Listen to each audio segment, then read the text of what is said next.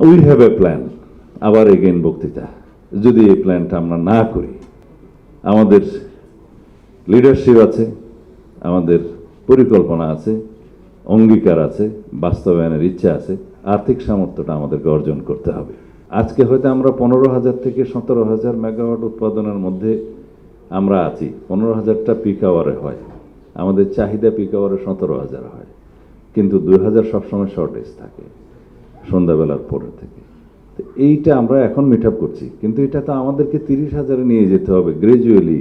প্রত্যেক বছর কিছুটা ডিমান্ড বাড়ে, ইন্ডাস্ট্রিয়ালাইজেশন বাড়ে, মানুষের ইউজ বাড়ে। তো সেই হিসাবে আমাদের এই যেগুলা ইনক্রিজড ডিমান্ড হবে তার ভিত্তিতে আমাদের এনার্জি সাপ্লাই এবং পাওয়ার জেনারেশন এই দুইটা ব্যালেন্স করে প্রতি বছর আমাদেরকে ইনক্রিজড পর্যায়ে যেতে হবে। এই জন্য আমরা একটা মাস্টার প্ল্যান হিসেবে পরিকল্পনা নিয়েছি এবং সেটা আমরা কর্মে হাত দিয়েছি। We have a plan. আবার এগেইন বক্তৃতা। যদি এই প্ল্যানটা আমরা না করি, আমাদের লিডারশিপ আছে, আমাদের পরিকল্পনা আছে, অঙ্গীকার আছে, বাস্তবায়নের ইচ্ছা আছে, আর্থিক সামর্থ্যটা আমাদেরকে অর্জন করতে হবে।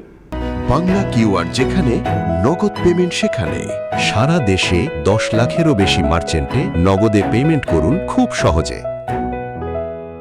যদি আমরা প্ল্যান না করি তাহলে we are planning to fail, সেটাতে আমরা যাব না ইনশাআল্লাহ।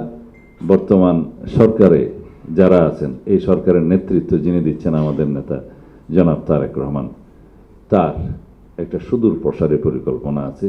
তিনি সবার সাথে কথা বলেন। এখানে যারা আছে তাদের অনেকের সাথে দেখা সাক্ষাৎ কথা বলেছেন, আমি জানি। এর মধ্যে আনিস আলমগীরও আছে।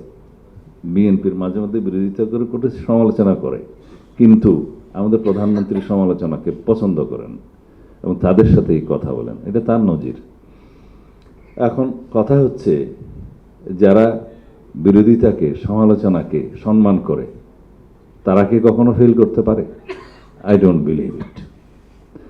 তো সেই জন্য আপনারা সবাই সহযোগিতা করবেন।